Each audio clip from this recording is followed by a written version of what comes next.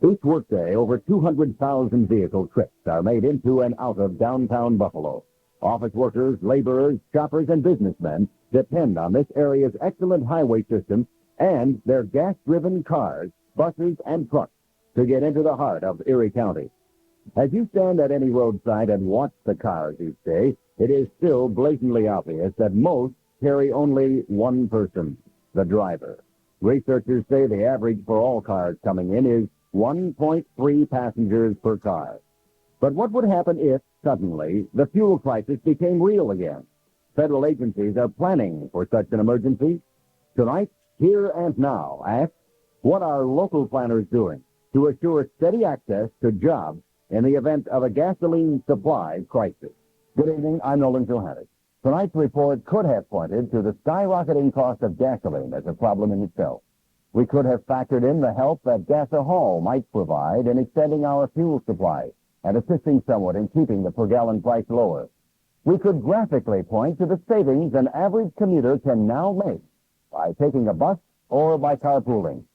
But in fact, after starting to investigate this report, we discovered that if a major curtailment of our fuel supply does come, Buffalo has very few alternatives. That's what we'll look at tonight when this report continues.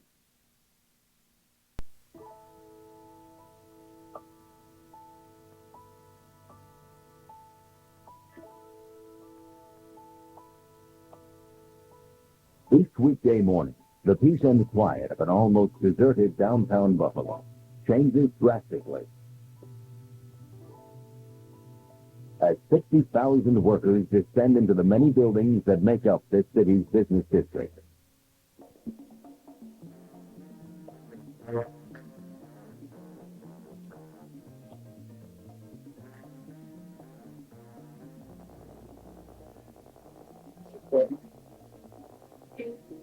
Good morning on the Dan Everett Show from KB Radio. Good morning to you, too. Hi there. Morning, Danny. Morning. Good morning, Danny. Good morning. Morning, Danny. Morning. Morning.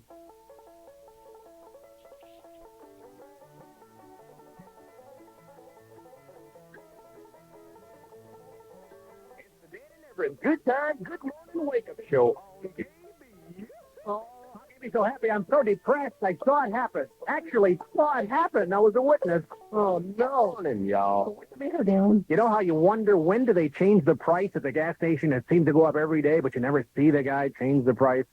I saw it happen. The guy was out there 5:30 this morning with a lantern changing the price. They come from all over Buffalo. Traffic's moving okay on the expressway. They drive from the north, the Tonawanda, Kenmore, Snyder, and Williamsville. Slow down and save some gas, huh? From the east, Clarence, then Cheektowaga, and West Seneca. And from the south town, East Aurora, Orchard Park, Lackawanna, and Hamburg. Up with the gas. Good morning, I'm Jim Fagan. OPEC failed to agree on a set price for a barrel of oil today in Caracas, Venezuela, meaning that each of the member nations can hike the price as high as they wish, or whatever the traffic will bear. And while some of them take the bus from all of these surrounding areas, most of them, thanks to Buffalo's well-developed highway and freeway system, drive their cars. Good morning, I'm John Sack. Gasohol, available for the first time in Western New York, but it's not cheap by any means. In fact, you'll be paying a nickel more a gallon. This is a report on the effect high gasoline prices have on transportation into and out of Buffalo. We have about 220,000 persons a day coming in their autos. It translates into about 150,000 cars a day, another 50,000 in buses, which in equivalent buses itself are about 2,600 buses a day. So in round numbers, 270,000 people into and out of Buffalo on a typical day. If the cost of gasoline has not affected the daily routines of some 100,000 downtown-bound workers as yet, transportation and government spokesmen are sure it will soon. There is now talk of gasoline prices hitting $2 per gallon either by the end of this year, some have said as early as this summer, or mid-1981. Cost of all-day parking your car once you drive it downtown is ever increasing.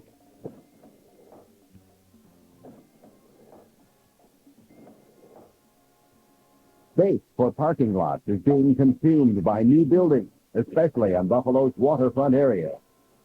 Here and now goes to Thruway, government, and bus people to find out if people are changing their transit habits. This figures the last 8 months on our fiscal period, and that created a 6.3% increase, which isn't very much, but it's more than it had been the year before. It was only 3.5 for the same period. Well, how does this round out in numbers using the buses on a daily basis? On a daily basis, Nolan, we carry approximately 174,000 people. And last year we carried 44 million. 44 million for the whole year. That's right. Let's compare that to, is that the most that there's ever been in the Buffalo area? Oh, no. You mean way back, during the war years, perhaps? Okay, during the war years. Well, the highest number we ever carried was 217 million. 17 million per year? Right, that was in 1942. All right, those were days when people only had one car. Gas was racing. Right. That's right. Yeah. All right. And then things started to go down as people got 2 cars per right. family. That's what happened. But in 1950, we were carrying 176 million. Wow.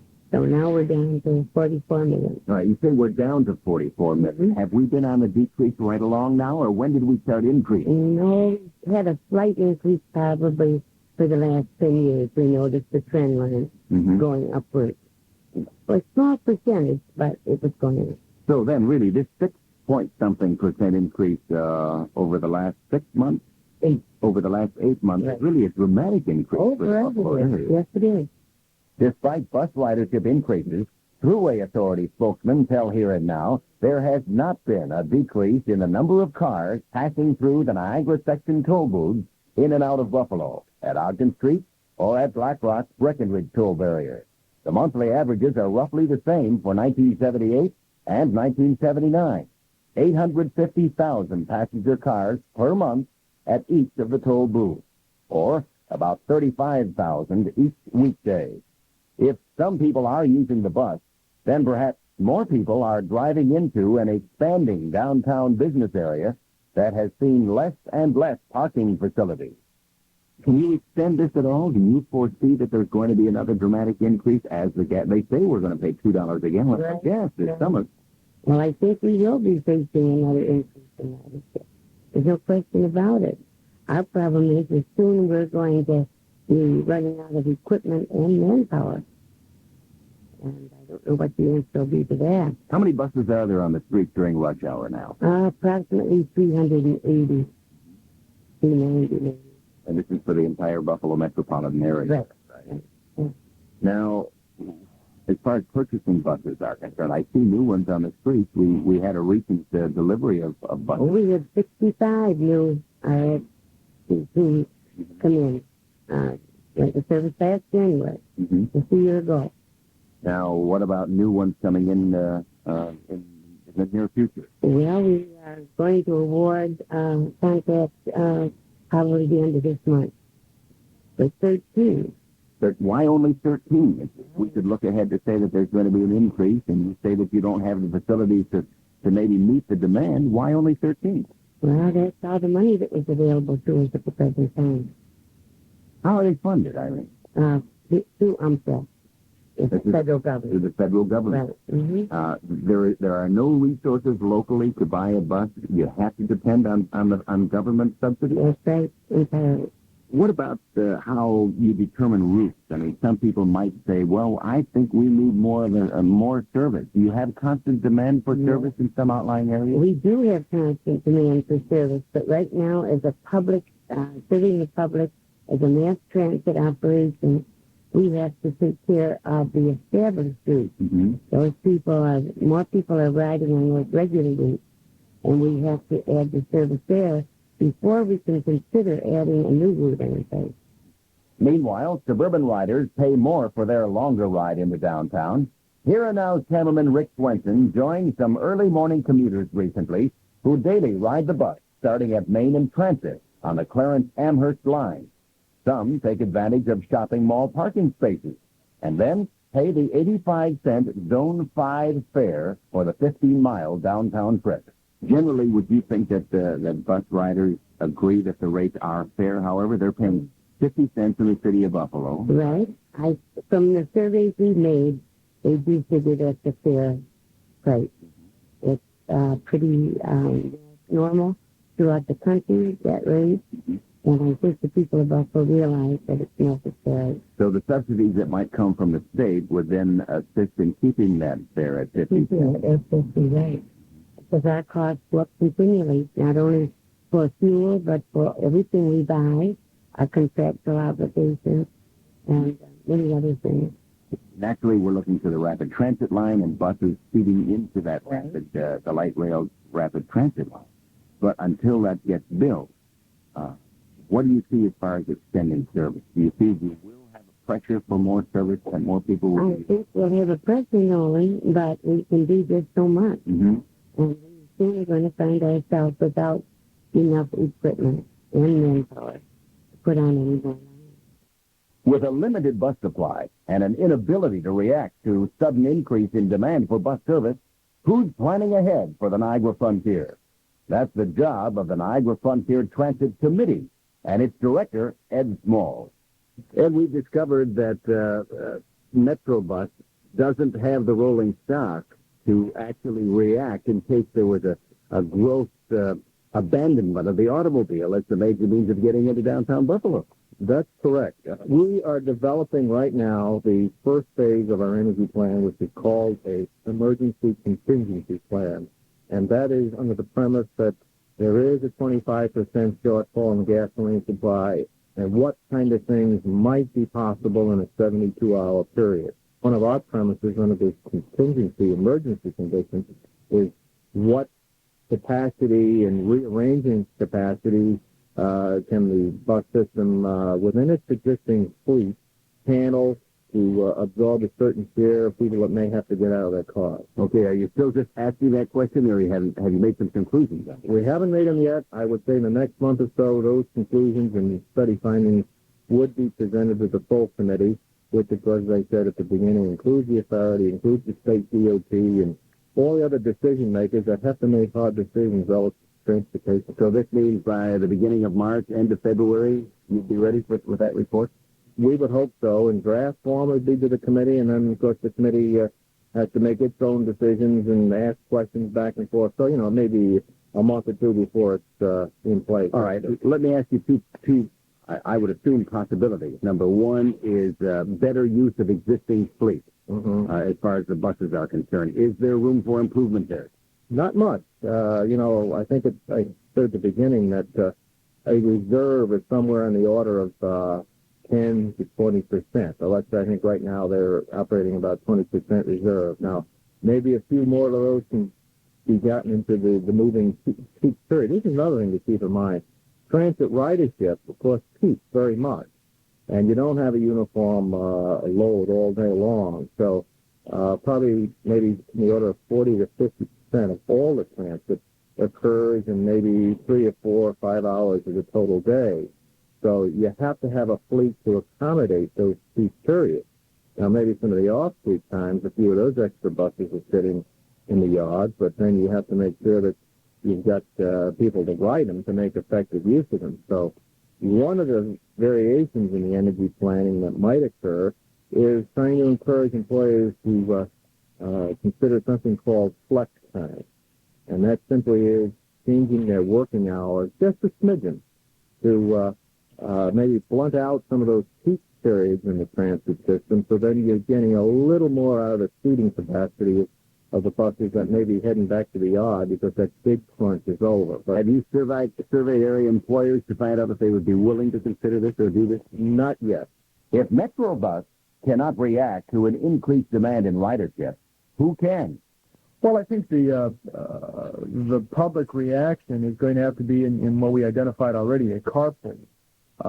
There are park and ride situations where you could drive to parking lots and then take a bus from that particular parking lot into your place of work. Who knows? In the summer, if you're close enough, you could walk to work or even ride a bicycle. We're into a new area of energy conservation that is relatively unique, and it's new to us. So we're going to have to think of some relatively creative, innovative ideas to address this kind of a problem. The one problem with the democracy is that you never react to a crisis until the crisis is upon you. What can the county do to encourage carpooling if that indeed is one of the answers for this growing problem? Well, we're involved in a program called Getting in Gear, and it's with the Courier Express and the State University of Buffalo, New York. It's part of a computer program where they would identify workers in a specific area, send slips out in their paychecks. In other words, Erie County is participating in this program to the fullest extent possible. In the very near future, we will be putting slips in the paychecks of workers that live near other workers in a vicinity whereby they could call another individual and use one particular car.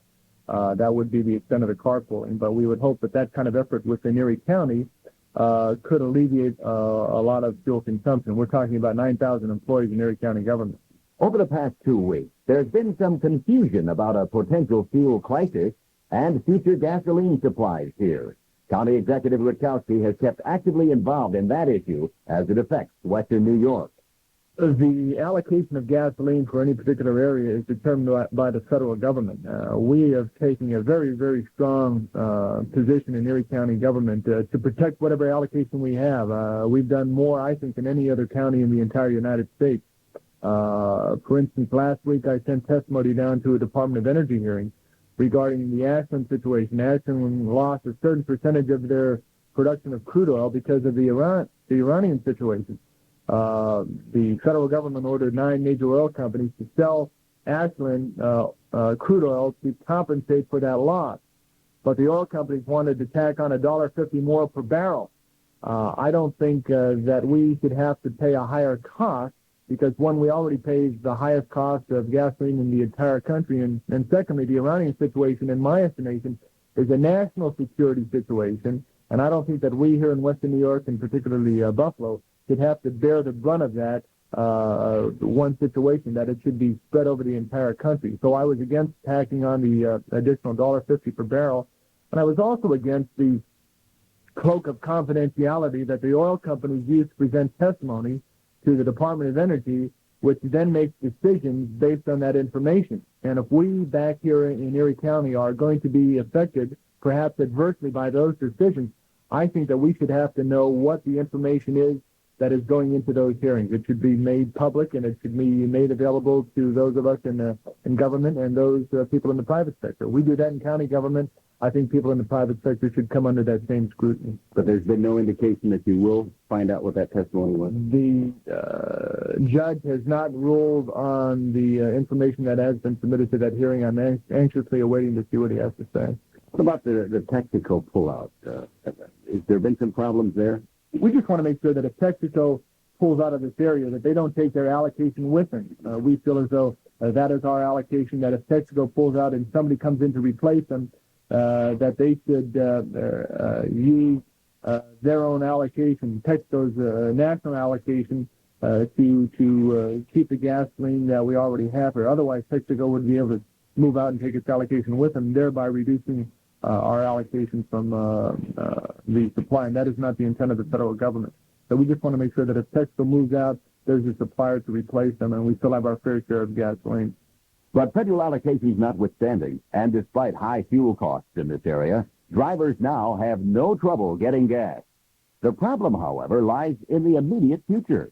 Latest indications are the Federal Energy Department is working on an emergency gasoline rationing plan that would be put into effect quickly if Mideast oil supplies were abruptly cut off, a possibility that we must all live with from now on. This emergency rationing plan would be in addition to the much more complex standby plan to be submitted to Congress by the end of this month. What would Buffalo do if there was a sudden reduction in oil imports? Since drivers still use their cars daily, and the bus company has limited drive time capacity beyond what is now being used. The NFTC's Ed Small is, as he has told us, simulating that problem. His emergency contingency plan is not now complete, but will be, and will be ready by about March 15th.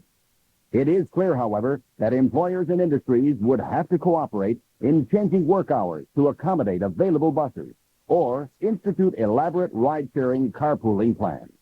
We are promoting with the Buffalo Chamber of Commerce a series of seminars on what companies can do to get their employees into some facet of ride-sharing. And I should say some facet. It may be vans. It may be simply the employees' cars. They're pooling together in a more efficient way than maybe people have ever realized. That, hey, maybe the guy in the next building, he lives right around the corner from me. Maybe we could come in together and so forth and so on. How frequently are these seminars held? We had one on February 7th. We had one last summer. We had another one on February 7th. And we'll see how effective and what kind of feedback you get from companies that will certainly promote it further. So it's a tie between transit capacity, the vehicles, and getting more people in the vehicles or getting another kind of vehicle. They all add up together to this phase of energy planning. The Congressional Budget Office made a statement, and it's printed in the Federal Register. Of all urban transit modes, van pools can probably make the greatest contribution to energy savings on a per-passenger mile basis, and they went on to say, of any type of transit that is out there today.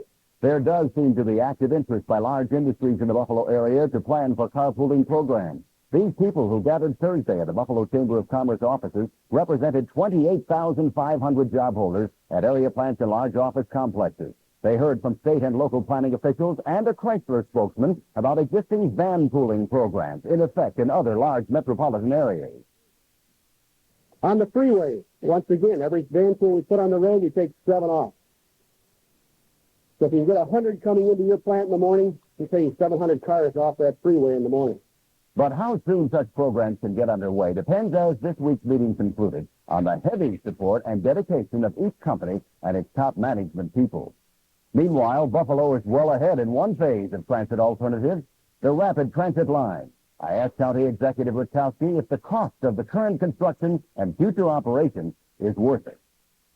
In retrospect, it could be the best thing we ever did. When we first applied for that years and years ago, we didn't know that we were going to have this kind of a critical energy situation. When you talk about mass transit, I think we ought to take a look at the overall mass transit plan for Erie County.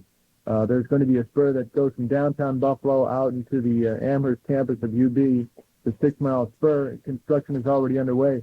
But once that spur is in place, there's going to be other spurs going into the Tonawanders, into Amherst, into Cheektowaga, into the South Towns. We will have a fine transportation network throughout all of Erie County, which will help us alleviate our energy problem or our gas main problem. I'd love to be able to sell one car and be able to get on a light rail rapid transit system and go into work and take the same rapid transit system back to work. Well, do you think we'll see that, though, in the very near future? I do. I think the federal government realizes we do have an energy problem, and I think that whenever you have a problem, you have to be flexible enough to adjust your priorities. And I think that the federal government, with our input from the local level and also from the state level, is going to be flexible enough to make sure that the monies it might have set aside in some other areas, they can take out of areas that aren't really critical and put them towards mass transit.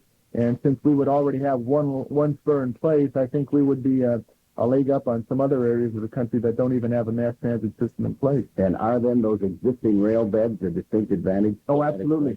Absolutely. That would cut down on the cost considerably. We don't have to build new rail beds. They're already in place. All we would have to do would be to renovate some parts of the rail bed, and I think that's a very distinct advantage to Erie County and Buffalo. At the end of each workday, those same 60,000 downtown workers leave their jobs and begin the trip back to city and suburban home. Buses carry their rush hour load as strained parking lots release theirs. But Buffalo's efficient highway system belies the possible traffic problems. Gasoline supply, along with skyrocketing prices, just may force a combination of fuel-saving measures that will surely affect most of the daily commuters. It will demand more office and industry concern about how to get their workers into and out of their daily job locations. The planners are working out the details, but the crisis could very well come at any moment.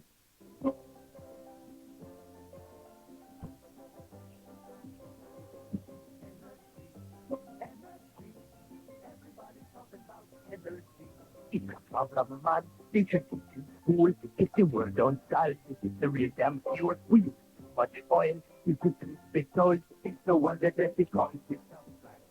They keep raising the price. The oil should be gas. Oil, oil, OPEC, and the rest of us don't. We gotta do something about energy. If we don't get smart, turn ourselves around, we're gonna wind up being big one down.